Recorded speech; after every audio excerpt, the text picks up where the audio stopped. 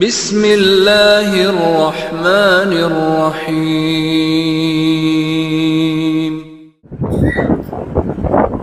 إن الحمد لله نحمده ونستعينه ونستغفره ونعوذ بالله من شرور أنفسنا ومن سيئات أعمالنا من يهده الله فلا مضل له ومن يضلل فلا هادي له وأشهد أن لا إله إلا الله وحده لا شريك له وأشهد أن محمدا عبده ورسوله أما بعد فقد قال الله تعالى في القرآن العظيم الفرقان المجيد فأعوذ بالله من الشيطان الرجيم بسم الله الرحمن الرحيم رب اشرح لي ويسر لي أمري واحلل عقدة من لساني يفقهوا قولي رب يسر ولا تقصر إن أريد إلا الإصلاح ما استطعت وما توفيقي إلا بالله عليه توكلت وإليه أنيب قال تعالى يا أيها الذين آمنوا اتقوا الله حق تقاته ولا تموتن إلا وأنتم مسلمون وقال تعالى في آية أخرى يا أيها الناس اتقوا ربكم الذي خلقك من نفس واحدة وخلق منها زوجها وبث منهما رجالا كثيرا ونساء واتقوا الله الذي تساءلون به والأرحام إن الله كان عليكم رقيبا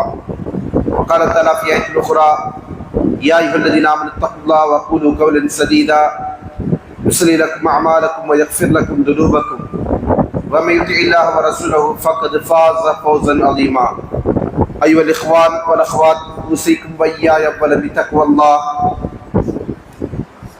அளவில்லா கருணையாளன் நிகழ்ந்த அன்புடையவன் அல்லாஹ்வின் பெயரை கொண்டு ஆரம்பிச்சுகிறேன். அல்லாஹ்வின் சாந்தியும் சமாதானம் நபிகள் நாயகம் ஸல்லல்லாஹு அலைஹி வஸல்லம் அவர்கள் மீதும் அவர்களுடைய வழிமுறையை பின்பற்றி வாழ்ந்த உத்தம சத்திய சஹாபாக்கள் தாபீன்கள் தபா தாபீன்கள் ஐமாக்கள் இன்னும் நல்லடியார்கள் அனைவரின் மீதும் குறிப்பாக அல்லாஹ்வின் இல்லத்தில் அவன் நம் மீது கடமையாக்கிய ஜுமா எனும் கொள்கையை நிறைவேற்றுவதற்காக வேண்டி அல்லாஹ்வின் தூதர் அவர்கள் காண்பித்த வழிமுறை பிரகாரம் ஜுமாவிற்கு உரிய நேரத்தில் இங்கே ஒன்று கூடியிருக்கின்ற நம் அனைவர் மீதும் அல்ல ரஹ்மான் அல்லாஹ்வின் கருணையின் கிருபையை நிலவட்டும் என்கிற மராத்திரையோடு ஜுமாவுடைய முதலாம் ஆரம்பிச்சுகிறேன். அன்புக்குரிய நண்பர்களே, சகோதரர்களே, பெரியவர்களே, சகோதரிகளே, தாய்மார்களே, அல் குர்ஆனில் அல்லாஹ் தஆலா பல்வேறு இடங்களில் கூறிக்காட்டிய ஒரு செய்திதான் வசியத் என்பது. ஒரு மனிதன் தன் மீது ஏதாவது கடமைகள் இருந்தது என்று சொன்னால் இந்த உலகில் அவர் வாழுகிற போது நிறைவேற்ற கடமைப்பட்டிருக்கின்ற அந்த கடமைகளை நிறைவேற்றியது அவருக்கு பொறுப்பாக இருந்து கொண்டிருக்கிற காரணத்தினால் ஒருவேளை அது தன்னால் நிறைவேற்ற முடியாமல் போய்விட்டால், ஏனென்றால் நாம் எல்லோருமே மரணத்தை எதிர்நோக்கி இருக்கிறோம். மரணம் எப்போது வரும் என்று நமக்கு யாருக்குமே தெரியாது. மரணத்தை பொறுத்தவரையில் எந்த விதமான முன்னறிவிப்பும் இல்லாமல் மரணம் நம்மை பிடிகூடிவிடும்.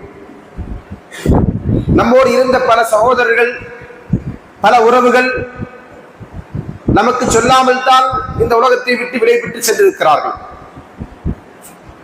உலக வாழ்க்கையின் யதார்த்தம் இதுதான் என்பதை அறிந்திருக்கிற நாம் எல்லா நேரத்திலும் மரணத்திற்கென்று நாம் தயாராக இருக்க வேண்டும். அல்லாஹ்வின் தூதர் ஸல்லல்லாஹு அலைஹி வஸல்லம் இடத்தில் ஒரு மனிதர் கேட்கிறார், யா ரசூலுல்லாஹ் மன் அக்கியசுன் நாஸ், மனிதர்களில் யார் மிகப்பெரிய அறிவாளி? நாம அறிவாளிகளுக்கு பல்வேறு விதமான தாரிஃபாத்துகளை, டெஃபினேஷனை சொல்லுவோம். அல்லாஹ்வின் தூதர் அவர்கள் மிக அழகாக ரத்தின சுருக்கமாக ஒரே வரியிலே செஞ்சுட்டாங்க. மிக தெளிவான, இதை விட ஒரு வரைவிலக்கணம் சொல்ல முடியாது என்கிற அடிப்படையில் சொல்லிவிட்டு சென்றார்கள். ரசூல் ஸல்லல்லாஹு அலைஹி வஸல்லம் சொன்னாங்க, அக்ஸருஹும் இஸ்திஅதாதன் லில் மௌத். யார் பெரிய அறிவாளின்னு கேட்டா இந்த அறிவாளிக்குரிய வரைவிலக்கணம் என்ன என்பதை அல்லாஹ்வின் தூதர் சொல்லுகிறாங்க. அக்ஸருஹும் இஸ்திஅதாதன் லில் மௌத். மனிதர்களில் யார் அதிகமாக மரணத்திற்கு தயாராக இருக்கிறாரோ அவன் தான் அறிவாளி. அறிவாளியாக இருக்கக்கூடியவர்கள் தன்னுடைய கடமைகளை, பொறுப்புகளை நிறைவேற்றிய வண்ணம் இந்த உலகத்தில் அவருடைய வாழ்க்கையை கழிக்க வேண்டும். அதே நேரத்தில் நம் மீது இருந்து கொண்டிருக்கிற பல பொறுப்புகள், கடமைகள் நிறைவேற்ற முடியாமல் போகின்ற சூழல் இந்த மரணத்தின் மூலமா இருந்து கொண்டிருக்கிறது என்பதை அறிகிற நாம் அதற்காக வேண்டி இன்னொரு ஆல்டர்னேட்டிவ், இன்னொரு மாற்று ஏற்பாடை அல்லாஹ் நமக்கு சொல்லி தந்திருக்கிறான். அந்த அடிப்படையில தான் நினைச்சோம் வசியத். வசியத் என்றால் நாம் விட்டு செல்லுகிற கடமைகளை, பொறுப்புகளை நிறைவேற்றுவதற்கு இன்னொரு இடத்துல உபதேசித்து விட்டு செல்வது. வசியா என்பதற்கு நேரடியான பொருள் உபதேசம். ஆனால் சரியா அடிப்படையில் இந்த வார்த்தை நம்முடைய பொறுப்புகள், கடமைகள் நிறைவேற்றுவதற்கு நாம் ஒருவரை பகரமாக்கிறோம் என்று சொன்னால் அவருக்கு அந்த செய்யக்கூடிய உபதேசத்திற்கு தான் வசியம் என்று சொல்லுவாங்க. அதனால நம்ம தமிழ்ல மொழிபெயர்க்கும் போது சொல்லுவாங்க உயில் மரண சாசனம் என்றெல்லாம் அதை மொழிபெயர்ப்பாங்க. அந்த அடிப்படையில் இதை செய்ய வேண்டும் என்றால் அல்லாஹ் தஆலா செல்வத்தை விட்டு செல்லுகின்றவர்கள் அவருடைய மரணத்திற்கு பிறகு அந்த செல்வத்தை பங்கிட வேண்டும் என்பதை பற்றி நமக்கு அறிவுறுத்தி இருக்கிறதற்கு பிறகு அல்லாஹ் சொல்கிறார் மின்பாதி வசியத்தின் அவ் யூசிபிஹா தெயின் யூசிபிஹா உதைன், அதாவது நீங்கள் வசியத்தை நிறைவேற்றியதற்கு பிறகும் கடனை நிறைவேற்றியதற்கு பிறகும் தான் அந்த சொத்து பங்கிடப்பட வேண்டும். ஒருவர் மரணித்து விட்டார், அவருக்கு சொத்து இருக்கிறது, வாரிசுகள் இருக்கிறது, அந்த வாரிசுக்கு அந்த சொத்து சேர வேண்டும். எப்போது சேரும் என்று கேட்டால் முதலாவது அவர் மரணித்ததற்கு பிறகு அவருடைய சொத்தில கடன் யாருக்கு இருக்கிறதோ அந்த கடனை நிறைவேற்ற வேண்டும். இரண்டாவது யாருக்கு ஏதாவது ஒரு கொடுக்க வேண்டும் என்று வசியத் செய்திருந்தால் அந்த வசியத்தை நிறைவேற்ற வேண்டும். அதற்கு பிறகுதான் அவருடைய வாரிசுகளுக்கு சொத்து சேரும். அதான் அந்த சொத்தின் மீது இருந்து கொண்டிருக்கிற பொறுப்பு. இன்னொரு வசனத்தில் அல்லாஹ் சொல்லுகிறார் யா அய்யுஹல்லதீன ஆமனு ஷஹாதத்து பைனிக்கும் இதா ஹலர அஹதுக்குல் மௌத் ஹீனல் வசியத் இஸ்னானி தவா ஆதில் மின்கும், நம்பிக்கை கொண்டவர்களே உங்களுக்கு மத்தியில் சாட்சியத்தை நீங்கள் ஏற்படுத்திக் கொள்ளுங்கள். உங்களில் ஒருவருக்கு மரண நேரம் வந்து விட்டால், மரண நேரம் வந்து விட்டால் நீங்கள் அவரிடத்தில் வசியத் செய்ய வேண்டிய ஒன்று இருக்குமே, ஆனால் அந்த வசியத்திற்கு 2 நீதமானவர்களை அவர் சாட்சியாக்கிக் கொள்ளட்டும். இந்த வசனத்திலே மரண நேரம் என்று சொல்வது அது வரும் என்பது முன்கூட்டி அறிந்து கொள்ளக்கூடிய விதத்தில் அல்ல. எப்போதுமே நம்ம என்ன செய்யணும், மரணத்திற்கு தயாராக இருக்க வேண்டும். அதன் அடிப்படையில் யாரிடத்தில் வசியத் செய்ய வேண்டிய ஒன்று இருக்கிறதோ அதை அவர் வசியத் செய்யாமல் இந்த உலகத்தை விட்டு சென்று விடக்கூடாது. அல்லாஹ்வின் தூதர் ஸல்லல்லாஹு அலைஹி வஸல்லம் அவர்கள் இதை மிக தெளிவாக நமக்கு சொல்கிறார்கள். மஹக்கும் முஸ்லிமின் லஹு ஷையுன் யூசி ஃபீஹி யபீது லைலத்தைனி இல்லா வசியத்துஹு மக்தூபத்துன் இன்தஹு. ஒரு முஸ்லிம் இடத்துல வசியத் செய்ய வேண்டிய பொறுப்பு ஒன்று இருந்து கொண்டிருக்கிறது, அவர் நிறைவேற்ற கடமைப்பட்டிருக்கின்ற ஒரு கடமை ஒன்று இருக்கிறது என்று சொன்னால் 2 இரவுகளை அவர் வசியத் செய்யாமல் கழிக்க கூடாது. சுப்ஹானல்லாஹ். என்ன சொல்றாங்க? 2 இரவு கூட என்ன செய்யக்கூடாது, அவரு வசியத் செய்யாதவர்களையும் கழித்து விடக்கூடாது. மாறாக என்ன செய்யணும், அவரிடத்தில் வசியத் எழுதப்பட்ட நிலையில் இருக்க வேண்டும். இது ஒரு முஸ்லிமுக்கான ஹக்கு என்பதை அல்லாஹ்வின் தூதர் அவர்கள் சொல்கிறார். யாருக்கு ஹக்கு என்றால் யாருக்கு வசியத் செய்ய வேண்டிய பொறுப்பு இருக்கிறது அவருக்கு. ஏனென்றால் வசியத் என்பது இஸ்லாமிய ஷரியாவில் பொறுத்தவரையில் ஆகுமான ஒரு கடமை என்பதை தாண்டி தவிர அது வாஜிப் அல்ல, கட்டாயம் இல்லை. யாருக்கே தவிர யார் வசியத்தை பொறுப்பேற்றிருக்கின்ற கடமைகளை வைத்திருக்கிறாரோ சுமந்திருக்கிறாரோ அவரை தவிர மற்றவர்களுக்கு கடமை இல்லை. அப்படின்னு அர்த்தம், ஒருவர் கொடுக்கல் வாங்கலில் ஈடுபடுகிறார், வியாபாரத்தில் ஈடுபடுகிறார், அவர் பலரிடத்திலே கடன் பெற்றிருக்கிறார். அப்படி உள்ள ஒரு நபர் என்ன செய்யணும், கடன் கொடுத்தவர் வாங்கியவர் என்று அந்த கடனாளியுடைய பட்டியலை தயார் செய்து வைத்திருக்க வேண்டும். அது அவருடைய மூசி, யாரிடத்தில் அவர் வசியத் செய்யப்பட வேண்டுமோ அவரிடத்தில் அதை ஒப்படைக்க வேண்டும். தன்னுடைய மகனிடத்துல, மனைவிடத்துல அல்லது இன்ன பிற உறவுகளிடத்தில் என்ன செய்யணும், அதை வசியத் செய்து அந்த வசியத் எழுத்து மூலமாக விட்டுவிட்டு செல்ல வேண்டும் என்பதை அல்லாஹ்வின் தூதர் ஸல்லல்லாஹு அலைஹி வஸல்லம் அவர்கள் சொல்கிறார். இதை குறித்து இமாம் இப்னு அப்துல் பர் ரஹ்மத்துல்லாஹி சொன்னாங்க, வசியத் என்பது வாஜிப் அல்ல, ஆனால் யாருக்கு அந்த கடமைகள் இருந்து கொண்டிருக்கிறதோ, மற்றவர்களுக்கு நிறைவேற்ற வேண்டிய அமானத்துகள் இருந்து கொண்டிருக்கிறதோ அவர் அதை கட்டாயம் எழுதி வைக்க வேண்டும். அவருக்கு அது வாஜிப், மற்றவருக்கு அது இல்ல, கட்டாயம் இல்ல. அன்றாடம் காட்சியா இருக்கிறாரு, அவர் யாருக்கும் கடன் வாங்கல, யாருக்கும் அவருக்கு கடன் கொடுக்கல அப்படின்றவர் என்ன செய்ய வேண்டியதில்லை, வசியத் செய்ய வேண்டியதில்லை. ஆனா அதே நேரத்துல யாரிடம் இருந்தாவது நாம் கடன் பெற்றிருக்கிறோம் அல்லது நாம் யாருக்காவது உரிமைகளை நிறைவேற்ற கடமைப்பட்டிருக்கிறோம் என்று சொன்னால் அந்த நபர்கள் என்ன செய்யணும், கட்டாயம் வசியத் செய்ய வேண்டும். வசியத் செய்வதை பொறுத்தவரையில் அதற்கு மார்க்கம் சில அடிப்படைகளை நமக்கு சொல்லுகிறது. யார் வசியத் செய்ய முடியும் என்று கேட்டால், யார் நல்ல அறிவுள்ளவராக, சுதந்திரமானவராக, அதே போன்று பொருளாதாரத்தை கையாளுகின்ற அளவிற்கு தன்னிடத்தில் சொத்துக்களை வைத்திருக்கிறார், அதை என்ன செய்கிறார், இன்னொருவருக்கு ஒரு வசியத் செய்கிறார் என்று சொன்னால் அப்படி உள்ள உரிமை படைத்தவர்கள் அவர்கள் மட்டும்தான் என்ன செய்ய முடியும், வசியத் செய்ய முடியும். வசியத்திற்கு தகுதி இல்லாதவர் செய்யக்கூடாது. இரண்டாவதாக அடிமையா இருக்கக்கூடியவர்கள் வசியத் செய்ய முடியாது. அடிமையுடைய வசியத்து செல்லாது. ஏனென்றால் அடிமை இருந்து சொன்னால் அடிமையுடைய சொத்து அவருடைய எஜமானுக்குரியது. மூன்றாவதாக வசியத் செய்யக்கூடியவர் அவர் அதை விரும்பி செய்ய வேண்டும். யாரும் அவரை என்ன செய்யக்கூடாது, இது உங்க இடம், பள்ளிக்கு வசியத் செஞ்சிருக்கல, மதரசாவுக்கு வசியத் செஞ்சிருக்கல அப்படி என்ன செய்யக்கூடாது, நிர்பந்திச்சு செய்ய வைக்க கூடாது. அறிவுறுத்தலாம். ஏனென்றால் இந்த உலகத்துல நம்ம ஒரு லட்சம் ரூபாய் அல்லது கோடி ரூபாய் மதிப்புரிய இடத்தை வைத்திருக்கிறோம். நாம் ஒரு நாள் இந்த ஊர்ல இருந்து இந்த பூமியிலிருந்து மரணிக்க இருக்கிறோம். நம்முடைய கோடி மதிப்புள்ள சொத்து நான் மரணித்ததற்கு பிறகு நமக்கு ஏதாவது பயன் செய்யுமா? ஒரு பயனும் செய்யாது. அதே நேரத்தில் நாம் அல்லாஹ்வுடைய பாதையில் அதை விட்டு சென்றால் நிச்சயம் அது நம்முடைய மறுமைக்கு மிகப்பெரிய ஒரு முன்னேற்பாடாக இருக்கும். அதில் எந்த சந்தேகம் இல்லை. அப்ப அதன் அடிப்படையில் சொல்லணும், நான் மறுமைக்காக வேண்டித்தான் அதை செய்ய வேண்டும். ஆனாலும் கூட அப்படி யாரையும் நிர்பந்திக்க கூடாது, அறிவுறுத்தலாம். உங்களுக்கு நிறைய சொத்து இருக்கு, நிறைய செல்வத்தை வச்சிருக்கிறீங்க, நீங்க என்ன செய்யலாம், அல்லாஹ்வுடைய பாதையிலிருந்து ஏதாவது செல்வத்தை விட்டுட்டு செல்லுங்களேன், அது உங்களுக்கு மறுமையில மிகப்பெரிய லாபமா அமையும். அப்படித்தான சஹாபாக்கள் செஞ்சாங்க. இந்த சொத்துமை இல்லாத காலத்திலும் அல்லாஹ்வுடைய பாதையில கொடுத்தாங்க. சொத்துக்கள் தாராளமா வந்தபோதும் அல்லாஹ்வுடைய பாதையில கொடுத்து கொண்டிருந்தாங்க. காரணம் என்ன? இந்த உலகத்தில் நாம் விட்டு செல்வது அது அழிந்து விடக்கூடியது, மறுமைக்கு அப்படி நாம் முற்படுத்தக்கூடியது அழிந்து விடாதது என்கிற நம்பிக்கை அவரிடத்தில் தெளிவாக. அந்த அடிப்படையில் அவர்களுக்கு நாம் நினைச்சலாம், அறிவுறுத்தலாம், ஆனால் யாரையும் நினைச்சக்கூடாது, நிர்பந்திக்க கூடாது என்பதை இங்கே நாம கவனத்தில் கொள்ள வேண்டும். அதே போன்று ஒருவருக்கு வசியத் செய்கிறார். வசியத் செய்யக்கூடிய நபர் முஸ்லிமா இருக்க வேண்டும் என்று கட்டாயம் இல்லை. முஸ்லிம் அல்லாதவர்களுக்கும் அவரிடமிருந்து நாமும் பெறலாம், நம்மிடமிருந்து அவரும் பெறலாம். அதற்கு அடுத்தபடியா இரண்டாவது, வசியத் யாருக்கு செய்து கொடுக்கப்படுகிறதோ, இது முதலாவது சொன்ன கட்டளைகள் யாருக்குன்னு சொன்னா வசியத் செய்யக்கூடியவர் யாரா இருக்கணும். இரண்டாவது, யாருக்கு நம்ம வசியத் செய்து கொடுக்கிறோமோ அவர்களுக்கு, அவர் யாரா இருக்கணும் சொன்னா முதலாவது அவருக்கான நிபந்தனை உயிரோடு இருக்க வேண்டும். உள்ளவர்களுக்கு தான் நம்ம சொல்லுவோம் வசியத் செய்ய வேண்டுமே தவிர இறந்தவர்களுக்காவது நம்ம வசியத் செய்ய முடியாது. அடுத்ததாக, நாம் வசியத் செய்கின்ற செல்வத்தை அல்லது பொருளை அதை பெறுவதற்கு தகுதி உள்ளவராக இருக்க வேண்டும். இது இரண்டாவது நிபந்தனை. மூன்றாவது, என்ன நம்ம வசியத் செய்கிறோமோ அந்த பொருள் அறியப்பட்டதாக இருக்க வேண்டும். அறியப்பட்டதாக இருக்க வேண்டும் என்று சொன்னால், எனக்கு ஒரு குறிப்பிட்ட சொத்து இருக்கிறது என்று சொன்னால் அதை ஒரு தோட்டத்துல தரேன் அப்படின்னு சொல்லக்கூடாது. தோட்டத்துல எந்த தோட்டம், ஒரு 4 தோட்டம் வச்சிருக்கிறாரு, ஒரு தோட்டத்துல நான் தரேன் அப்படின்னு சொல்றாரு. அவரு எந்த தோட்டம் என்று இல்லாமல் நினைச்சக்கூடாது, மூடலாக சொல்லக்கூடாது, குறிப்பிட்டு அதை சொல்ல வேண்டும். நான்காவதாக, வசியத்தை பெறக்கூடிய நபர், அதாவது யாருக்காவது வசியத் செய்யப்படுகிறதோ அவர் வசியத் செய்தவரை கொன்றவராக இருக்கக்கூடாது. நிறைய கொலைகள் உலகத்தில் நடக்கும். எதற்காண்டி? சொத்துக்காண்டி நடக்கின்ற கொலை. உறவுகளை, அந்த உறவு இறந்து விட்டார் என்று சொன்னால் அவருடைய சொத்து எனக்கு கை வந்துவிடும், என்னுடைய கைக்கு வந்துவிடும் என்பதற்காண்டி அந்த உறவுகளை கொல்லக்கூடியவர்கள் இருக்கிறாங்க.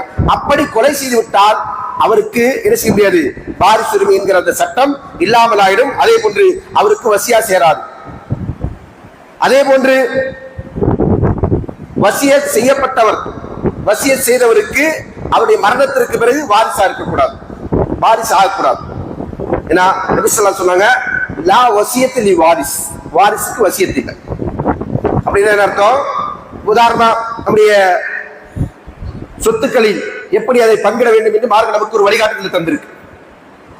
ஒரு மனிதன் மரணித்தாரே ஆனால் அவருடைய நெருங்கிய உறவினர்களுக்கு அந்த சொத்துல பங்கு இருக்கு. கணவன் மனைவி என்கிற உறவு, அதை தாண்டி பிள்ளைகள் என்கிற உறவு, தாய் தந்தை என்கிற உறவு, இந்த உறவுகள் இல்லாமல் போனால் அப்ப அந்த இடத்துல யார் வருவாங்க? சிறிய தந்தை பெரிய தந்தை என்று வருவாங்க. உடன் பிறந்த சகோதரர்கள் யார் இல்லைன்னு சொன்னா யார் வருவாங்க? சிறிய தந்தை பெரிய தந்தை என்று அவங்க சொத்துக்கு வாரிசா வருவாங்க. அவங்க இல்லைன்னு சொன்னா யார் வருவாங்க? சிறிய தந்தை பெரிய தந்தையுடைய பிள்ளைகள் வருவாங்க. இப்படி என்ன செய்யும்? இந்த வாரிசுரிமை சட்டம் என்பது பரத்து விரிந்த ஒரு குடும்ப உறவுகளை கொண்டது. அப்ப அந்த அடிப்படையில அதுல வரக்கூடிய ஒரு நபரா இருக்கிறார். ஒரு மரணித்தால் அவருடைய சிறிய தந்தையின் மகன் தான் அவருக்கு வாரிசா வர வேண்டும். அப்ப இவர் என்ன செஞ்சுட்டாரு?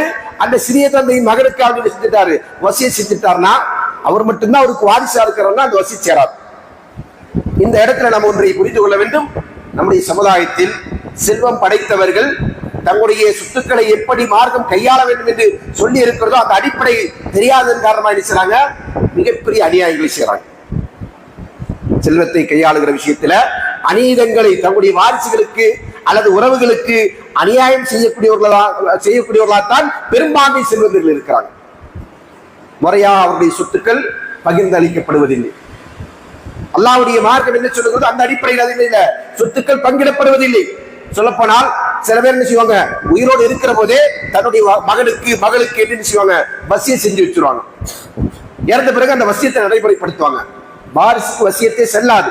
அல்லாஹ்வின் தூதர் சொல்றாங்க, தெளிவாக சொன்னார்கள், இன்னல்லாஹ் தபாரக வ தஆலா கத் ஆதா லிகுல்லி தி ஹக்கின் ஹக்கஹு. அல்லாஹ் தஆலா ஒவ்வொரு உரிமை உள்ளவர்களுக்கும் அவருக்கான ஹக்குகளை கொடுத்திருக்கிறார் என்று சொல்லிவிட்டு ரசூலுல்லாஹ் சொல்றாங்க, ஃபலா வசியத்தில் வாரிசுக்கு வசியத்தே கிடையாது. அப்ப அடிப்படையில் செய்யக்கூடாது. ஒருவர் தன்னுடைய வாரிசா வரக்கூடியவர்களுக்கு இந்த சொத்தை நீ எடுத்துக்கொள், உனக்கு என்று எழுதி வைத்துக் கொள்கிறேன் என்று அதை வசியத் செய்வதற்கு மார்க்கத்தில் அனுமதி இல்லை என்பதை நாம் புரிந்து கொள்ள வேண்டும். அதற்கு அடுத்தபடியாக இந்த வசியத் செய்கிற பொருள் எவ்வளவு நம்ம செய்யலாம் என்று கேட்டால் அதற்கென்று ஒரு அளவுகோலை மார்க்கம் சொல்லி இருக்கிறது. ஒரு பெரிய செல்வந்தனா இருக்கிறார், லட்சாதிபதி கோடீஸ்வரனா இருக்கிறார் சொன்னா அவர் அவருடைய சொத்துல 3இல் ஒரு பகுதியை செய்வது சிறந்தது. 5இல் ஒரு பகுதி வரைக்கும் அவருக்கு அனுமதி. 5இல் ஒரு பகுதி வரைக்கும் செய்வதற்கு அனுமதி. 3இல் ஒரு பங்கை செய்வது என்பது சிறந்தது. அவ்வளவுதான். அப்படித்தான் என்ன செய்யறதுக்கு மார்க்கம் நமக்கு சொல்லுகிறது. ஏனென்றால் சஅத் பின் அபீ வக்காஸ் ரலியல்லாஹு அவர்கள் சொன்னாங்க, அவர் நோய்வாய்ப்பட்டு இருக்கிற போது அல்லாஹ்வின் தூதர் அவர்களை சந்திப்பதற்கு வருகிறார், நல விசாரிக்கிறதுக்கு வருகிறார். அவர் என்ன செய்யறாரு, மௌத்தை பயந்து கொண்டு அவர் சொல்லுகிறார், அல்லாஹ்வின் தூதர் அவர்களே, என்னுடைய செல்வத்தில் நான் என்ன செய்யறேன், பாதி அவருக்கு ஒரே ஒரு பெண் மகள் தான் இருக்கிறார். அப்ப அதனால என்ன செய்றாங்க, என் சொத்துல பாதியை நான் என்ன செய்யறேன், வசியத் செய்யறேன் அப்படின்னு சொல்லுவாங்க. அப்ப அல்லாஹ்வின் தூதர் ஸல்லல்லாஹு அலைஹி வஸல்லம் சொல்றாங்க, அது கூட அப்படின்னு சொல்லுவாங்க. அப்ப என்ன செய்றாங்க அவங்க, வஸ்ஸுலுஸ் 3இல் ஒரு பகுதி என்று சொன்னாங்க. அப்ப அதற்கு அல்லாஹ்வின் தூதர் சொல்றாங்க, வஸ்ஸுலுஸ் கஸீர், 3இல் ஒரு பகுதி கூட தான் அப்படி என்ன செய்றாங்க சொல்லிவிட்டு சொல்றாங்க, இன்னக அன் ததா வர்ஸத அக்னியா கைரும் மின் அன் தனவும் ஆலத்தன் யதகஃபஃபூன அன்னாஸ். மக்களிடத்தில் உங்களுடைய வாரிசுகள் உங்களுக்கு பின்னால் கையேந்தக்கூடியவர்களாக விட்டு செல்வதை விட அவர்களை தன்னிறை உள்ளவர்களா செல்வந்தர்களா விட்டு செல்வது என்பது சிறந்தது. அது அடிப்படையில் செய்யணும். சொத்துக்கள் இருக்கிறது என்று சொன்னால் மொத்த சொத்தையும் நம்ம என்ன செய்ய வேண்டியதில்லை, வசியத் செய்ய வேண்டியது இல்லை. அப்படி ஒரு நிலை மட்டும் இல்லை இல்லையா, வசியத்தை செய்யலைன்றனாலதான் அதை பேசணும். ஒரு காலத்துல முஸ்லிம் சமுதாயங்கள் செய்த வசியத் வக்ஃப் சொத்துன்னு சொல்றோம் இல்லையா, சமீபத்துல நம்ம கேள்விப்பட்டிருக்கோம். ஒரு பெரிய பூதாகரமான விஷயமா நம்முடைய நாட்டில் பேசப்பட்ட ஒரு தலைப்பு தான் என்னது, வக்ஃப் சொத்துக்கள். வக்ஃப் சொத்துக்கள் என்றால் என்ன, எங்கிருந்து வந்தது அந்த சொத்து அப்படின்னா, செல்வந்தர்களா இருக்கக்கூடியவர்கள் அவருடைய செல்வத்திலே பெரும்பகுதி என்ன செஞ்சாங்க, இது தர்மமா இருக்க வேண்டும், தர்மஸ்தாபனமாக அல்லது மதர்சாவாக மஸ்ஜிதாக அல்லது மார்க்க பணிகளுக்கு பொருளாதாரத்தை திரட்டுவதற்கான ஒரு நிறுவனமா அது இயங்கிக் கொண்டிருக்க வேண்டும் என்கிற அடிப்படையில் அல்லாஹ்வின் பாதையில் வக்ஃப் லில்லாஹி தஆலா அர்த்தம், அல்லாஹ்வுக்காக நான் விட்டுட்டு போறேன் அப்படின்னு சொல்லி விட்டு செல்லுகிற அந்த சொத்துக்களை தரச்சுறோம் வக்ஃப் சொத்துக்கள் என்று சொல்லுகிறோம். அப்ப அதே போன்றுதான் நம்முடைய செல்வத்தை நம்ம சொல்றோம் அல்லாஹ்வின் பாதையில் நிரந்தரமா பயனளிக்கக்கூடிய ஒன்றாக இருக்க வேண்டும். என்னுடைய மரணத்திற்கு பிறகு எனக்கு என்னுடைய நன்மைகள் கிடைத்துக் கொண்டே இருக்க வேண்டும் என்கிற எதிர்பார்ப்போடு நாம் செய்கின்ற ஒன்றுதான் வசியத். அதுல வக்ஃபும் சேரும், வக்ஃப் அல்லாத வசியத்தில் இருந்து கொண்டு வாரிசு அல்லாத ஒருவர் நம்முடைய நெருங்கிய உறவினரை சார்ந்தவராக இருக்கிறார், அவருக்கு பொருளாதார வசதி இல்ல, வறிய நிலையில் இருக்கிறார், அவர் சம்பாதிப்பதற்கு ஆற்றல் இல்லாதவராக இருக்கிறார், ஆனா என்னிடத்துல சொத்து இருக்கு, என்னுடைய சொத்துக்கு அவர் என்னுடைய மரணத்துக்கு பிறகு வாரிசாவாரன்னு கேட்டா வாரிசாக மாட்டோம். ஏன்னா அந்த வாரிசா வர வேண்டிய வேற உறவுகள் இருந்து கொண்டிருக்கிற காரணத்தினால் அவர் வாரிசாக மாட்டார். அப்படிப்பட்ட நிலையில் நான் என்ன செய்யலாம், என்னுடைய சொத்துல இன்ன குறிப்பிட்ட சதவீதத்தை அவருக்கு கொடுத்திருக்கேன், அவருக்கு நான் என்ன செய்றேன், வசியம் செய்யறேன், அவருக்கு அதை செலவிடுங்கள் என்று அல்லது அவருக்கு அதை கொடுத்து விடுங்கள் என்று சொல்வதற்கு பேர் தான் வசியம். அப்ப இந்த வசியத்தை பொறுத்தவரையில் அதுல என்ன செய்யலாம், கூடுதலாக 3இல் ஒரு பகுதி வரைக்கும் கொடுக்கிறதுக்கு அல்லாஹ்வின் தூதர் அவர்கள் அனுமதித்திருக்கிறார்கள் என்பதை பார்க்கிறோம். 5இல் ஒரு பகுதி கொடுப்பது என்பது சிறந்ததாக இருந்து கொண்டிருக்கிறது என்பதை அபூபக்கர் ரலியல்லாஹுடைய நடைமுறையிலிருந்து நம்ம பார்க்கிறோம். அதன் அடிப்படையில எதை நம்ம வசியத்தா செய்யணும்னு சொன்னா, அதுல முதலாவது எதை ஒரு மனிதன் உடமையாக்கி கொண்டு அதை கொண்டு அவன் பயன்பெற முடியுமோ அதைத்தான் நம்ம செய்யணும், வசியத்தா விட்டு செல்ல வேண்டும். அந்த அடிப்படையில் முதலாவது நம்முடைய செல்வங்களில எதெல்லாம் மதிப்பு மிக்கதாக இருந்து கொண்டிருக்கிறதோ அதை வசியத்தா நம்ம செய்யலாம் என்பதை மார்க்கம் நமக்கு சொல்லி காட்டுகிறது. அதே போன்று இந்த வசியத்தில ஒரு மனிதன் மரணித்ததற்கு பிறகு அவருடைய கடனை முன்னிலைப்படுத்த வேண்டும். அதே போன்று வேறு பல உரிமைகள் கடமைகள் அவருக்கு இருக்கிறது என்று சொன்னால் அதை நிறைவேற்றுவதை அவர் முதன்மையாக சொல்ல வேண்டும். இரண்டாம், சஹாபாக்கள் வசியத் செய்த இதை பற்றி அனஸ் பின் மாலிக் ரலியல்லாஹு சொன்னாங்க, கான் யக்துபூன ஃபீ சுதூரி வஸாயாஹும் ஹாதா மா ஔஸா ஃபுலான் பின் ஃபுலான். அவங்க வசியத்துக்கு எழுதக்கூடியவர்களா இருந்தாங்க. அப்படி எழுதும் போது அவங்க என்ன எழுதுவாங்கன்னு சொன்னா, இத இன்னாருக்கு எழுதி கொடுக்கிற வசியத், அல்லாஹ்வை சாட்சியாக்கி அல்லாஹ்வின் தூதர் அவர்களை சாட்சி, அல்லாஹ்வின் தூதர் அவர்கள் மீது ஸலவாத்தை சொல்லிவிட்டு அவர்களை ஷஹாதாவை முடிந்து விட்டு என்ன செய்வாங்க, மறுமை நாள் நிச்சயம் வரும், அல்லாஹ் தஆலா மரணித்தவர்கள் அனைவரையும் கபரிலிருந்து எழுப்புவார். எனவே என்ன செய்றோம், நாம் இந்த செல்வத்தை இந்த அடிப்படையில் இதை பங்கிட வேண்டும் என்று வசியத் செய்கிறோம் என்பதை என்ன செய்வாங்க, எழுதக்கூடியவர்களாக இருந்தாங்க என்பதை பார்க்கிறோம். இது வசியத்துடைய நடைமுறை. எப்படி நம்ம இந்த வசியத்தை செய்ய வேண்டும் என்பதை பற்றி அவர்கள் என்ன செய்றாங்க, எழுத்துப்பூர்வமா அதை வைத்திருந்தார்கள் என்பதை அனஸ் பின் மாலிக் ரலியல்லாஹு சொல்லி காட்டுறாங்க. அன்புக்குரியவர்களே, இன்றைக்கு இந்த நடைமுறை நம்முடைய சமுதாயத்துல அறவே இல்லை. யாருமே வசியத்தை எழுதுறது கிடையாது. வசியத்தை சொல்ற பழக்கம் கூட இல்லை. ரசூல் ஸல்லல்லாஹு அலைஹி வஸல்லம் எழுதி வைக்க வேண்டும் என்று சொன்னாங்க, எழுதுறது போட்டும் சொல்வது கூட இல்லை. அப்படியே சொன்னாலும் நாம் சொன்னவை வசியத்துடைய நிபந்தனை, அந்த நிபந்தனையை பேணிக்கொண்டு சொல்வதில்லை, மூடலாக சொல்லிவிட்டு செல்வது. வசியத் பெற்றவர் என்ன செய்வாரு, எனக்கு தரேன்னு சொன்னார். அவரு என்ன தரேன்னு சொன்னாரு, அது தெளிவா சொல்லலைங்க. மௌத்துக்கு பிறகு அவர் என்ன சொல்லுவாரு, எனக்கு தெளிவா சொல்லல, ஏதோ தரேன்னு சொன்னாரு கொஞ்சம் அப்படின்னு. அப்ப இவருக்கு கொடுக்க வேண்டும் என்கிற எண்ணம் இருந்தது என்று சொன்னால், அல்லது ஒரு வசியத்தா இதை நாம் நிறைவேற்றுகிறோம், இதற்கான கூலி நாம் அல்லாஹ்விடத்தில் பெற இருக்கிறோம் என்கிற எண்ணம் அவரிடத்தில் இருந்தது என்று சொன்னால், அவர் அந்த வசியத்தை என்ன செய்யணும், தெளிவாக வெளிப்படையாக சொல்லணும். அதை சொல்லாமல் அவர் மூடலாக என்ன செய்யக்கூடாது, அந்த வசியத்தை செய்யக்கூடாது. அப்படி செய்தால் அது என்ன செய்யாது, வசியத்தாக சேராது. அடுத்ததாக, இந்த வசியத்துகள் எப்போது பாத்திலாகும், எப்ப நம்ம செய்யக்கூடிய இந்த வசியத்துகள் செல்லாததாகும் என்று சொன்னால், யார் ஒருவருக்கு நம்ம வசியத் செஞ்சிருக்கிறோமோ அந்த வசியத் செய்யப்பட்ட நபர் அவர் வசியத் செய்தவருக்கு முன்னாலே மரணிச்சு விட்டார். தந்தை அல்லது ஒரு மனிதர் என்ன செய்றாரு, அவருடைய பேரப்பிள்ளைக்கு, மகன் இருக்கிற போது பேரப்பிள்ளைக்கு சொத்து கிடையாது, தந்தையுடைய சொத்து, பாட்டனுடைய சொத்துல. அப்ப அந்த அடிப்படையில் என்ன செய்றாரு, தன்னுடைய பேரப்பிள்ளைக்கு கிடைக்கணும்னு நினைக்கிறாரு, பாட்டன் நினைக்கிறார். அப்ப அவர் என்ன செய்றாரு, வசியத் செய்யறாரு, என் பேரப்பிள்ளைக்கு இந்த சொத்தை நான் என்ன செய்றேன், இந்த பகுதியை இவ்வளவு தொகையை நான் கொடுக்கிறேன் அப்படின்னு வசியத் செய்யறாரு. ஆனா பாட்டனுக்கு முன்னாடியே பேரப்பிள்ளை மௌத்தாயிட்டாரு. பேரன் யார மௌத்தாயிட்டாரு, பாட்டன் மௌத்தாகிறதுக்கு முன்னாடியே, தாத்தா மௌத்தாகிறதுக்கு முன்னாடியே பேரன் மௌத்தாயிட்டாரு சொன்னா, அப்ப என்ன செய்யாது, அந்த வசியத் சேராது. ஏனென்றால் வசியத் செய்தவர் உயிரோடு இருக்கிறார், வசியத் செய்யப்பட்டவர் அவருக்கு முன்னாடியே மரணித்து விட்டார் என்பதனால. அதே போன்றுதான் நம் முன்னாடி சொல்லி காட்டியதை போன்று, வசியத் செய்தவரை வசியத் செய்யப்பட்டவர் கொலை செய்து விட்டால் அப்போதும் அவருக்கு என்ன செய்யாது, அந்த வசியத் சேராது. வசியத் ஒருத்தர் செஞ்சிருக்கிறாரு, ஆனா இவர் என்ன செய்யாரு, யார் வசியத் செய்து கொடுக்கப்பட்டாரோ அவர் கொலை செய்து விட்டார், ஆனா அந்த நபருக்கு என்ன செய்யாது, வசியத்து சேராது என்பதை மார்க்கம் நமக்கு அறிவுறுத்தி இருக்கிறது. அதே போன்று வசியத் செய்யப்பட்ட பொருளை யாருக்கு வசியத் செய்து கொடுத்தார்களோ அவர்கள் அதை அடித்து விட்டார். ஒரு கடை வச்சு கொடுத்திருக்கிறாரு பாப்பா அல்லது பாட்டன், பேரப்பிள்ளைகிட்ட சொல்றா, இது என்னுடைய மௌத்துக்கு பிறகு உனக்கு தான், அதான் வசியத்து. உயிரோடு இருக்கும்போதே கொடுத்தா அதுக்கு பேர் என்னது இல்ல, வசியத்து இல்ல, அது ஹிபால சேரும். அது எதுல சேரும், அன்பளிப்புல சேரும்.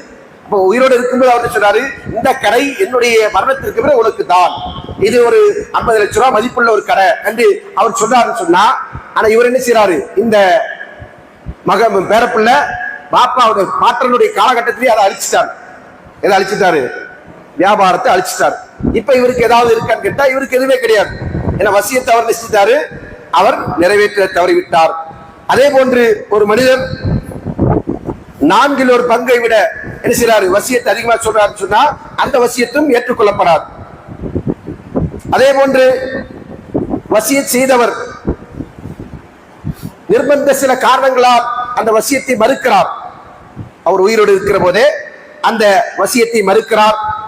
அதற்கு காரணம், ஒருவேளை தன்னுடைய உறவை சார்ந்தவருக்கு வசியத் செய்து கொடுக்கிறார், அவர் என்ன செஞ்சாரு, தனக்கு பின்னாடி முர்த்ததாயிட்டார் அப்படின்னு சொன்னா அதன் காரணமாக அந்த வசியத்தை அவர் செய்றார், மறுக்கிறார், நான் தரமாட்டேன் என்று சொல்லுகிறார். அதற்கு அவருக்கு முழுமையான உரிமை இருக்கு.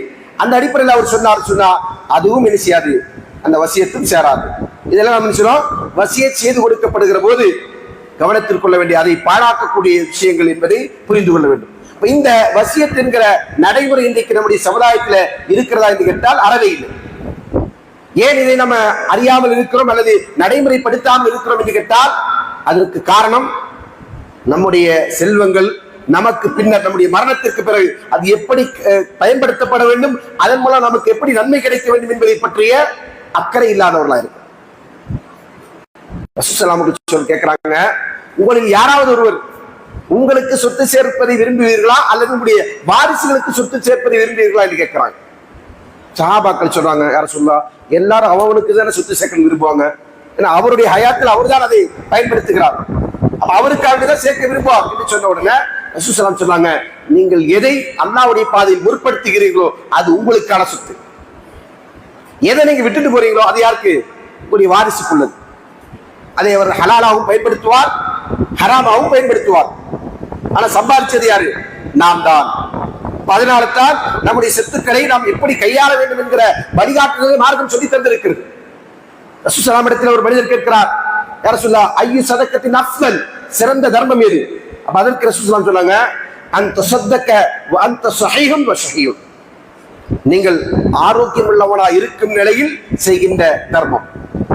அதே போன்று ஷஹீஹுன், பொருளாதாரத்தின் மீது செல்வத்தின் மீது உங்களுக்கு ஆசை இருக்கிறது, அதை திரட்டுவதற்கு நீங்கள் என்ன செய்றீங்க? முயற்சித்துக் கொண்டிருக்கிறீர்கள். அப்படிப்பட்ட நிலையில் நீங்கள் செய்கிற தர்மம் தான் என்னது? சிறந்த தர்மம். இப்ப நாம நம்முடைய சக்தியில் இருக்கிற போது, நம்முடைய அதிகாரத்தில் இருக்கிற போது அதை நாம் என்ன செய்யணும்? உரிய முறையில் பயன்படுத்த வேண்டும். ஏனென்றால் நம்முடைய மரணத்திற்கு பிறகு நம்முடைய சொத்துக்கள் நம்மோடு வராது. நபி ஸல்லல்லாஹு அலைஹி வஸல்லம் சொல்றாங்க, எத்பல் மையத்து ஸலாஸா, ஒரு மையத்தை 3 விஷயங்கள் பின்தொடர்ந்து செல்கிறது. அஹ்லுஹு வ மாலுஹு வ அமலுஹு யர்ஜு இஸ்னானி வ யப்கா வாஹித். அந்த மனிதனை அடக்கம் செய்வதற்காக அவனோடு ஜனாசாவோடு என்ன செய்கிறது? இந்த உலகத்திலே 3 விஷயங்கள் அவனை பின்தொடர்ந்து சென்று கொண்டிருக்கிறது. ஒன்று அவருடைய குடும்பம், இன்னொன்று அவருடைய செல்வம், மூன்றாவது அவருடைய அமல். பிறகு சொன்னாங்க, அதில் 2 திரும்பி வந்து விடுகிறது, ஒன்று மட்டும்தான் அவனோடு அவருடைய கபரிலே தங்கி விடுகிறது. சுப்ஹானல்லாஹ். இந்த உலகத்தில் நாம எவ்வளவுதான் பாசத்திற்குரிய நேசத்திற்குரிய உயிரோடு உயிராக நேசித்த உறவுகளாக இருந்தாலும் மரணித்தோம் என்று சொன்னால் அதற்கு பிறகு நம்மளோடு அவர்கள் சகவாசம் கொள்வதற்கு விரும்ப மாட்டார்கள். ஒரு நாளைக்கு மேல வீட்டுல மையத்து வைக்கிறதுக்கு அனுமதிக்க மாட்டாங்க. அவர் தான் கஷ்டப்பட்டு கட்டியிருப்பார் அந்த வீடை, இல்லையா? கஷ்டப்பட்டு உழைத்து சம்பாதித்து ஒரு வீட்டை கட்டி இருப்பார். தன்னுடைய குடும்ப உறவுகளை அந்த வீட்டுல அவர் செஞ்சிருப்பாரு, வாழ வைத்திருப்பார். அவருடைய மரணத்திற்கு பிறகு அவரை என்ன செய்ய முடியாது? அந்த வீட்டுல ஜனாசாவான அந்த வீட்டுல அவரை என்ன செய்ய முடியாது? ஒரு நாளைக்கு மேல 2 நாளைக்கு மேல என்ன செய்ய முடியாது? வைக்க மாட்டாங்க. மனைவியா இருந்தாலும் சரி, பிள்ளைகளா இருந்தாலும் சரி. அடுத்த என்ன கேள்வி? ஜனாசாவை எப்ப எடுக்கிறோம்? முடிஞ்சு போச்சு. அப்ப நம்ம சம்பாதிச்ச செல்வம் எல்லாம் உலகத்திலே விட்டு விட்டு செல்ல போறோம். எதுவுமே நம்முடைய கபருக்கு எடுத்து செல்வதில்லை. அதே போன்றுதான் நம்முடைய உறவுகள். அவர்கள் எவ்வளவுதான் நம்மளோடு நெருக்கமானவர்கள் அந்யோன்யமானவா இருந்தாலும் கபரில் நம்மை வைத்து விட்டு யாரும் நம்மோடு கபருக்குள்ளே வந்து அமரப்போவதில்லை. திட்டுட்டு போயிட்டே இருப்பாங்க. அவங்களுக்கு வேற வேலை இருக்கு. அதுக்கப்புறம் என்னது? வேற வேலையை நோக்கி அவங்க போயிடுவாங்க. அவங்களுடைய லைஃபை பார்க்கறதுக்கு போயிடுவாங்க. அவங்களுடைய வாழ்க்கை தான் அப்போது அவர்களுக்கு பிரதானமா இருக்கும். நம்மை நினைவு கூறுவது என்பது, கபரில் இருக்கிற நம்மை நினைவு கூறுவது கூட அரிதான ஒன்றாக மாறிவிடும். நமக்கு அப்படி பிரார்த்திக்கின்ற உறவுகளை, சொந்தங்களை நம்ம விட்டு செல்வது அதுவும் பெரிய பாக்கியம். அதையும் நம்ம கவனமாக இருந்து செயல்படுத்த வேண்டிய விஷயம். நம்முடைய பிள்ளைகளை, நம்முடைய வருங்கால தலைமுறையை மார்க்கம் உள்ளவர்களா, ஒழுக்கம் உள்ளவர்களா, கல்வி உள்ளவர்களா நம்ம வளர்த்தினால் மட்டும்தான் அவர்கள் நம்முடைய மரணத்திற்கு பிறகு நமக்கு அப்படி பிரார்த்திப்பார். பிரார்த்தனை மட்டுமாவது கிடைக்கும். அது இல்லைன்னு சொன்னா என்னாச்சு? அதுவும் கிடையாது. இன்னைக்கு பெரும்பான்மை கபராளிகள் அப்படித்தான் இருப்பார்கள். உலக மோகத்திலே பிள்ளைகளை வளர்த்தார்கள், உறவுகளை வளர்த்தார்கள். அந்த உறவுகள் எல்லாம் என்ன ஆச்சு? அவங்களுக்கு உலகத்தோட முடிஞ்சு போச்சு. அதற்கு பிறகு அவங்களுக்கு எந்த சம்பந்தம் இல்லாத வாழ்க்கை வாழ்ந்து கொண்டிருக்கிறார். அப்ப அது போன்ற நிலை. மூன்றாவது அரசு சொன்னாங்க, எபுக்கா அமலுஹு, அவருடைய அமல் மட்டும்தான் எழுதிருக்கு. அப்ப நம்ம ஹயாத்துல நம்ம செய்யறதா நமக்கான அமல். ஹயாத்தில் நாம் சம்பாதித்திலிருந்து நாம எதை அல்லாஹ்வுடைய பாதையில கொடுக்கிறோமோ, தர்மம் செய்கிறோமோ, அதுதான் நமக்கு கபரிலே வந்து நிலையாக இருக்கும். மறுமையில் நமக்கு அல்லாஹ்விடத்தில் நன்மை பெற்று திரும்பி தவிர வேறு எதுவும் நம்மோடு வராது. அப்ப நாம என்ன சொன்னோம்? அந்த அடிப்படையில் நமக்கு நிலையான நன்மையை பெற்றுத் தருகிற எதையாவது ஒன்றை நம்மிடத்தில் வசதி இருந்தால் இந்த உலகத்திலே செய்துவிட்டுத்தான் நம்ம மரணிக்க வேண்டும். நிலையான தர்மம். ரசூலுல்லாஹி சொன்னாங்க இல்லையா, இன்ன மிம்மா யல்ஹக்குல் முஃமின மின் ஹஸனாத்தி பஅத மௌத்திஹி. ஒரு மூமின் மரணத்திற்கு பிறகு, அவருடைய மரணத்திற்கு பிறகு அவனுக்கு நன்மை கிடைத்துக் கொண்டிருக்கக்கூடிய காரியங்களை சொன்னாங்க. 7 விஷயத்தை சொன்னாங்க. இல்முன் அல்லமஹு வ நஷரஹு வ முஸஹஃபன் வர்ரஸஹு. அவன் கற்றுக் கொடுக்கின்ற கல்வி, அவன் பரவலாக்கின்ற கல்வி, முஸ்ஹஃபை வாரிசா விட்டு செல்வது. இது எல்லாராலும் முடியுமான்னு கேட்டா முடியாது. எதை செய்ய வேண்டும் என்று சொன்னால் அவர்கள் யாரா இருக்கணும்? மார்க்க அறிவு உள்ளவர்களாக, கல்வி கற்றவர்களாக இருக்கணும். அடுத்ததா ரசூல் என்ன சொன்னாங்க? அடுத்ததா ரசூல் சொல்லக்கூடிய விஷயங்கள் எல்லாராலும் முடியும். என்ன சொன்னாங்க? அதாவது ஓரளவுக்கு வலதும் சாதியின் ஏதோ அவனுக்கு அவனை பிரார்த்திக்கின்ற சாதியான பிள்ளைகள். அப்ப நம்ம பெற்றெடுக்கிற பிள்ளைகளை நல்ல பிள்ளைகளா, சாதியான பிள்ளைகளா வளர்த்து விட்டு செல்வது. மரணத்திற்கு பிறகு அவர் நமக்கு துஆ செய்யக்கூடிய பிள்ளைகளா உருவாக்கி விட்டு செல்வது. அவ் மஸ்ஜிதன் பனாஹு, மஸ்ஜிதை கட்டுவது. மஸ்ஜிதை கட்டுறதுன்னு சொன்னா ஒரு மொத்த பணத்தை நான் தான் கொடுத்தானோ அப்படின்னு மார்க்கெட் நிபந்தனை இடவில்லை. அடுத்த ரசூல் ஸல்லல்லாஹு அலைஹி சொன்னாங்க, ஒரு மனிதன் புறா கொண்ட அளவிற்கு அல்லாஹ்வுடைய இல்லத்தை கட்டினாலும் அல்லாஹ் அவனுக்கு என்ன செய்றான்? பனல்லாஹு லஹு பைத்தன் ஃபில் ஜன்னah, சொர்க்கத்தில் அல்லாஹ் அவனுக்கு மாளிகையை தான் கட்டுறான். அல்லாஹ் நமக்கு தரும்போது என்ன செய்றான்? திருப்பி தரும்போது நாம செஞ்ச அளவுக்கு அல்லாஹ் தரதில்லை, இதோட பன்மடங்கு தான் அல்லாஹ் தருகிறான். அந்த அடிப்படையில் சொன்னோம் மஸ்ஜிதை கட்டுவது. அவ் பைத்தல் லிப்னி சபீலி பனாஹு, அகதி மந்திரங்களை உருவாக்கும். அன்புக்குரியவர்களே, நபி ஸல்லல்லாஹு அலைஹி வஸல்லம் சுன்னாவில் இருந்து கொண்டிருக்கிற ஒரு விஷயம். ஆனா இன்றைக்கு நம்முடைய சமுதாயத்துல எங்கேயாவது ஒரு இடத்துல இதை பார்க்க முடியுமா? அகதி மந்திரம் என்ன அர்த்தம்?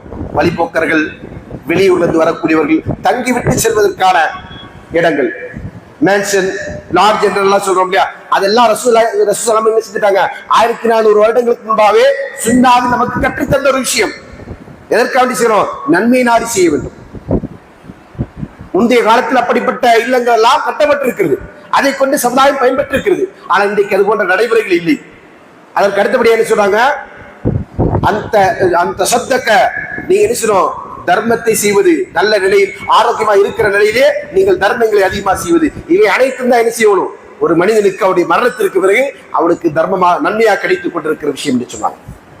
இந்த சதகா ஜாரியாவை செய்வதற்கு நாம் சொன்னோம் அதிகமாக ஆர்வம் கொண்டு வேண்டும். அதை நாம் சொன்னோம் நம்முடைய ஹயாத்தின் போது வசியத் செய்ய வேண்டும். இந்த மஸ்ஜித் பக்கத்தில் ஒரு இடம் இருக்கு எனக்கு, நான் என்ன செய்யறேன்? இந்த மஸ்ஜிதுக்காண்டி வசியத் செய்யறேன்.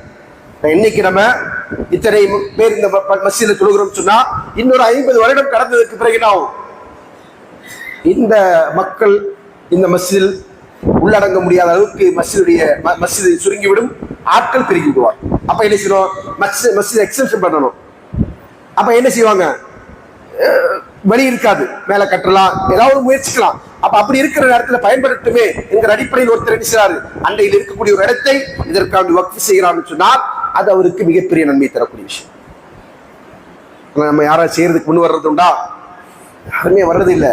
அதான் இன்றைக்கு சமுதாயத்துடைய மிகப்பெரிய ஒரு அவலமான நிலை.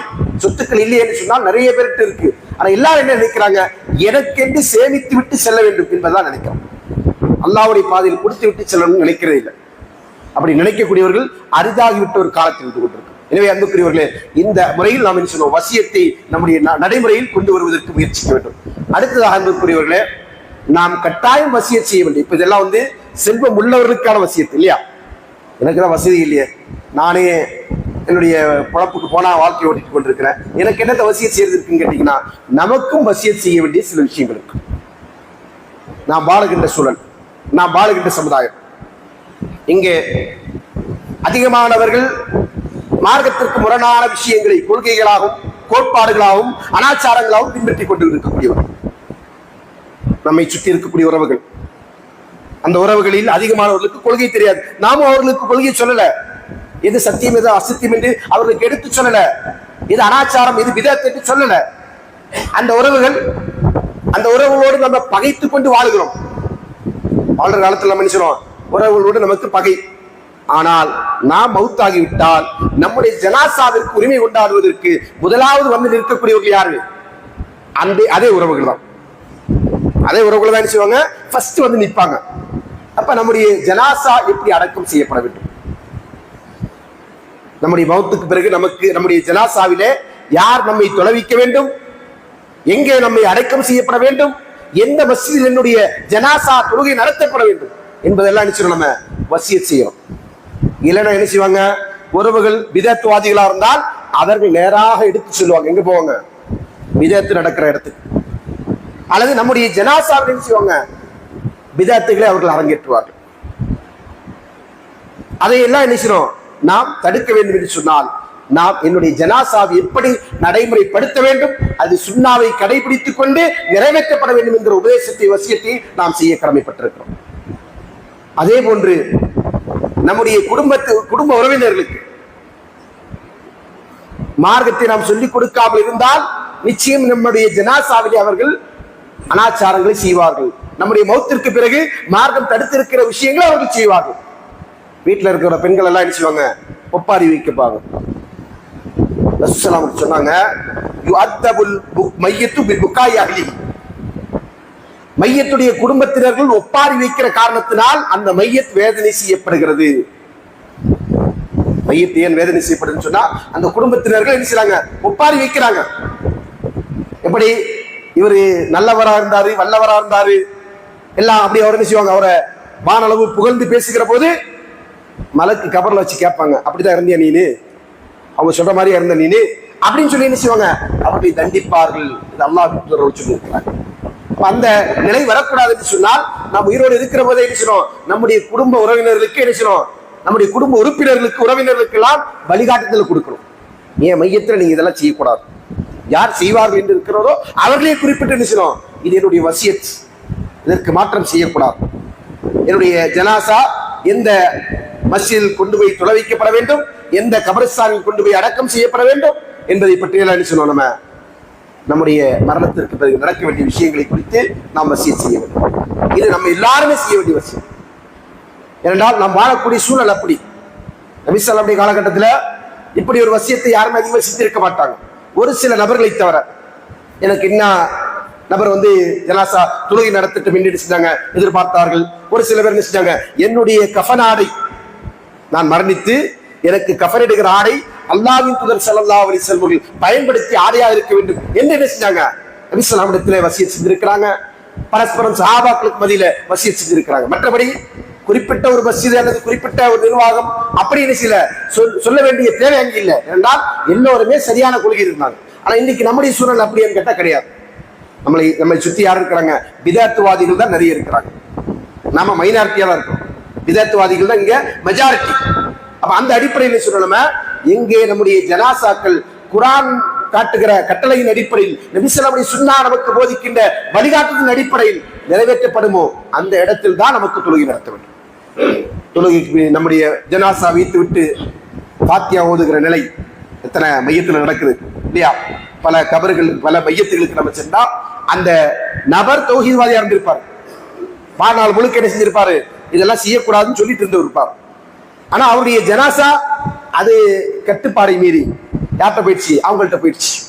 அப்ப அதனால சொல்றாங்க, அவங்க எல்லாம் நடத்துவாங்க, எல்லா சடங்கு எல்லா சம்பிரதாயம் செஞ்சு விட்டு தான் மௌத் அடக்கம் செய்வாங்க. அதை வேடிக்கை பார்க்கிறவர்களை இது வரக்கூடாது என்று சொன்னால் நாம் என்ன செய்யணும்? நம்முடைய மௌத்தை நாம் நம்முடைய மௌத்திலே நடக்கக்கூடிய நிகழ்வுகள் என்ன என்பதை, எப்படி இருக்க வேண்டும் என்பதை நாம் வசியத்தா செய்ய வேண்டும். ஒருவேளை நாம் வசியை செஞ்சதற்கு பிறகு மாற்றமா நடந்துச்சு, அதுக்கு நம்ம குற்றவாளி இல்லை. நம்முடைய கடமையை நிறைவேற்றிட்டோம். அதை மீறி நடக்கக்கூடிய விஷயங்களுக்கு நாம் பொறுப்பாளி ஆக மாட்டோம்.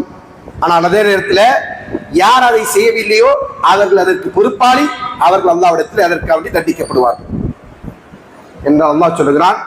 யா அய்யுஹல்லதீன ஆமனூ கூ அன்ஃபுஸக்கும் வ அஹ்லீக்கும் நாரா, நம்பிக்கை கொண்டவர்களே, நீங்கள் உங்களையும் உங்களுடைய குடும்பத்தாரையும் நரக நெருப்பை விட்டு காப்பாற்றிக் கொள்ளுங்கள்.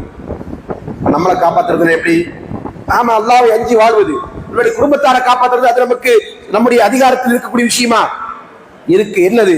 அவர்களுக்கு உபதேசிப்பது, அவர்களுக்கு வழிகாட்டுவது, அவர்களுக்கு அதை குறித்த அறிவுரைகளை, கல்வியை கொடுப்பது, அது நமக்கு முடியுமான காரியம். அதை நம்ம செய்யணும். இல்லைன்னு சொன்னா அல்லாஹ்வுடைய கட்டளை மீறியவர்களா நாம் மாறுவோம்.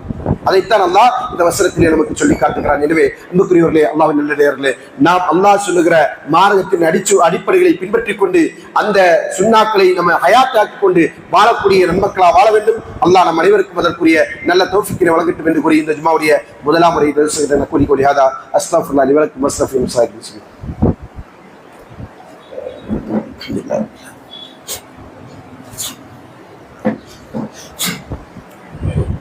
الحمد لله رب العالمين والصلاة والسلام على رسول الله وعلى آله وصحبه أجمعين. اللهم صل على محمد وعلى آل محمد كما صليت على إبراهيم وعلى آل إبراهيم إنك حميد مجيد. اللهم بارك على محمد وعلى آل محمد كما باركت على إبراهيم وعلى آل إبراهيم إنك حميد مجيد. اللهم انصر من سيدنا محمد صلى الله عليه وسلم واجعلنا منهم. اللهم اغفر من خذل دين محمد صلى الله عليه وسلم ولا تجعلنا منهم. عباد الله رحمكم الله، إن الله يأمر بالإحسان وإيتاء ذي القربى وينهى عن الفحشاء والمنكر والبغي يعظكم لعلكم تذكرون ولذكر الله أكبر والله يعلم تحسنون. وسلام على المرسلين والحمد لله رب العالمين.